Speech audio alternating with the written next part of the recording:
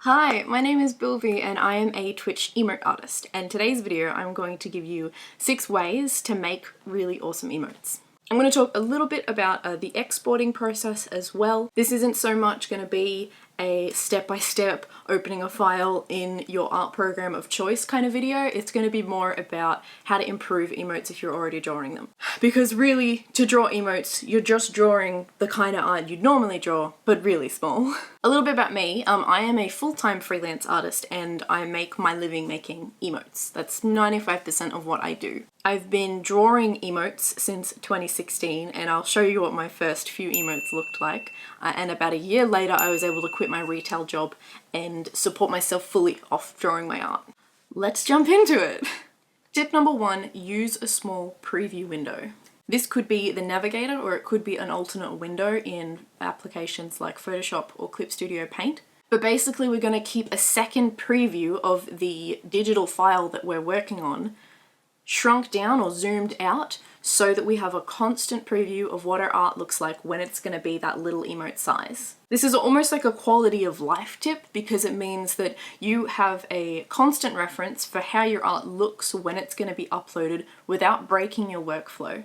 You don't have to keep exporting out your file and putting it in a preview website or even just zooming out every now and then to check how it looks. You constantly have that point of reference there so you can see what your art is going to look like. You can just glance to the side of the screen. Now I mentioned a second canvas window. In Photoshop, I believe, at the very top where you have file, edit, etc., there is a window option and it's either in workspace or canvas. One of those drop-down menus you can select new window and that will create a duplicate window. You can do the same thing in Clip Studio Paint. This basically duplicates the window you're working on. You can zoom that one out and whatever you edit in your primary window is gonna take place in that second one. Because I'm working on an iPad Pro, I have a lot less real estate to work on. My screen's so much smaller, so I actually use the navigator window. That means that I can keep it up in the very top corner above my color picker and my layers. I don't have to take up space where I'm actually drawing. I also want to add that using a window like this means that you can draw emotes on any size of canvas. You could be working on a 3000 by 3000 pixel canvas. I do know artists that work like that, even though it's not the way that I like to do things. And having that preview means that you're always going to be able to check and make sure that you're not adding too much detail or what you're doing is not going to get lost. Tip number 2 is to use a day and night mode preview in your canvas. What I mean by this is basically having 2 layers underneath your working files that is the exact Twitch dark mode and the Twitch light mode colors, or Mixer's background or YouTube's background, whatever you're making emotes for. This is another kind of quality of life thing where you can see these previews without having to leave your actual working file. You just make the layer visible or invisible and you have an instant preview of what it's going to look like. This one's actually really important. I feel like it's probably kind of easy to forget to check these things because there are users that use one mode over the other and you want to make sure your art looks good on both. It's so easy, especially for darkly colored emotes, like characters that are wearing all black or have really dark skin and hair. They can fade really easily into the background in a dark mode, especially if you're using like black line art. Everything's just going to kind of get washed out if you're not paying attention to it. So by being able to switch your background colors and check and make sure that everything's visible, you know that your emote's going to look good no matter who's viewing it. You don't want to wait until you've finished the emote to put it into one of those light and dark mode preview websites, realize that it's too light or too dark and having to go back and change the colors that you've already finalized. Check constantly when you're drawing flats, when you're drawing shades, when you're drawing anything. I even have the light and dark mode colors saved in my swatches so I can instantly set this up in my file whenever I start a new emote file. Tip 3 is utilizing contrast and negative space. Now we're on to the actual drawing stuff. These 2 points are, in my opinion, the 2 most important fundamental art techniques to use in emotes. Contrast is about value, of course, but it's also about color and shape and everything in your emote. While you want to make sure that your values are on point so it's pleasant to look at, you also want to use contrast to bring focus to whatever the point of your emote is. Use contrasting colors and values and even sizes to bring focus to a particular area of a really busy emote. It kind of ties in with negative space because you want to be aware of the negative space around the outside of your emote. As you would with anything, you want to make sure you have really solid silhouettes, but you want to pay attention to the different components of your character as well. We'll assume that we're drawing a human here that has a face and hair and a shirt and hands. Use those separate character sections and details to frame the emote well and pay attention to negative space while you're doing so. You can use sections of hair to break up large blocks of color and make sure that particular hand gestures really stand out from those potentially busy backgrounds. And when I say backgrounds, I mean the background of the emote.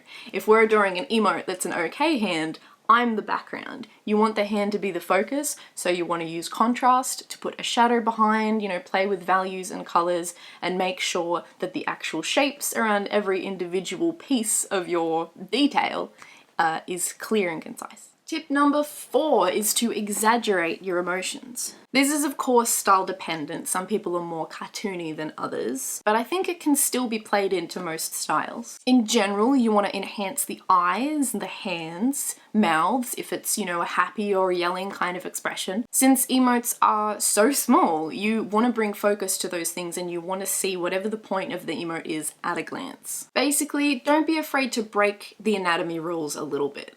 There are emotes, they're so small, there's only so much we can do with that kind of space. So you want to make sure that the point of your emote is seen. It really helps when emotes are supposed to be comedic, which they often are. Even rage emotes are usually meant to be funny in some kind of way. To exaggerate your colors, make things slightly more saturated, make shadows slightly darker in dramatic emotes, making glossy things way shinier, adding sparkles. Little things like that really help enhance emotes and just make them stand out from the rest of Twitch chat. Tip 4 is to be unique and yet relatable. So I only hope I can make sense with this. You'll often need to use your own expertise to help with the ideation process, and you'll get better with this as time goes on. It helps to put a spin on certain expressions and really make them your own and make them really belong to that stream. Try taking common emotions and moods and see how uniquely you can present them. Using your contrast and your exaggeration and your own personal style, see how you can make them unique. Everyone loves Pepe faces, but that means that everyone has them as well. If someone is subbed to a couple of channels already and they only want to spend another $5, one channel's emotes aren't going to be that desirable if they can get that same expression, that same pose, that same everything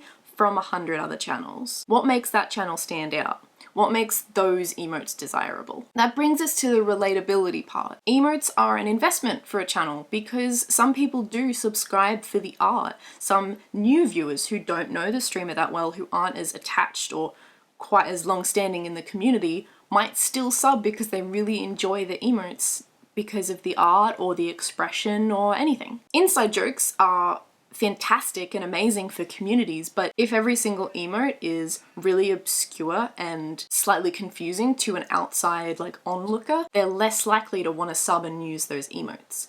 You want emotes that think of moods and expressions that you often want to portray in a Twitch chat or in your everyday life, and try incorporating those into emotes. And I know this is a lot more of an ideation thing, but it can really help when you're talking to clients and they're not sure what they want to do, or you notice there's a pattern in the kind of emotes that they want to get, or if they ask for your opinion, it's good to be able to offer that. And when you're making emotes for your own channel as well. Basically, try making emotes that someone will look at and think, oh my god, I can see myself using that, or I wish I had that emote, it's my daily mood, or something like that. Our final tip, number 6, is to keep a consistent style across your emotes. You want to be recognizable across multiple channels, and this is more about a kind of branding, self-recognizability kind of thing. You want people to look at your emotes and know that they're yours. That's the goal, really. Obviously, a lot of factors go into this. If your style is recognizable and someone is using emotes of yours in a channel and they love them,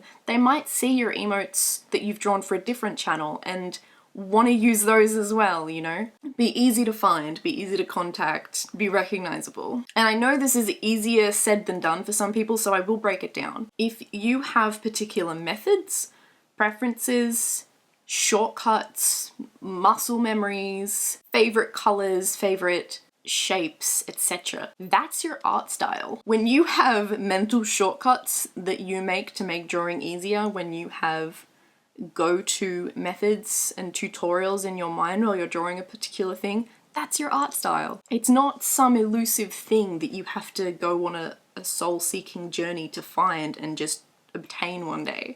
It's something that happens over the course of your artistic career, and by that I mean your life. So sticking to a particular shape of your mouth when someone's happy, or the way you draw eyes and irises, the way you colour in hair, no matter the colour or the texture, if you have shines and shadows that you prefer. If you cell shade, you gradient, you paint or have flat colours. If you colour your lines, if you leave your lines black or go completely lineless. These things make up your art style and your emote art style. I know for sure my illustrative style is completely different than my emote style. So looking at those things and mentally trying to stay consistent in the choices that you make when you draw people's emotes, that will make your emotes consistent and recognizable across Twitch. Ideally, that will help you get more work and just increase your portfolio, because emotes are fun. Emotes are so much fun to make. Why not make more of them? Obviously, don't stunt yourself. If you're getting tired of something that you're drawing, or you want to try something new, or a particular character that you're drawing seems like it would be better off with a different style of colouring or eyes or lines, of course, go with that. Go with your gut. But just be aware of it, pay attention to it, and see if you can incorporate similarities across your emotes. Now I want to talk a little bit about exporting emotes and how I manage files. This is very personal. I know that a lot of people this isn't going to work for, but I thought I'd explain it and talk about why I do it. I work at 112 pixels by 112 pixels. That's my canvas size. Some people prefer to work larger, whether it's, 500 pixels or 1000 or 3000. And the reason that people will work larger is so that they have a high resolution file that can be used on stickers or shirts or merchandise of any kind. That's absolutely fair, and that's a really good way to do it. I think that's smart, and it's good to think forward like that. I have had people come to me and say, hey, I would like a higher resolution version of my file. I'm gonna make a sticker or I'm gonna make a shirt. But the amount of people that have are so few and far between for me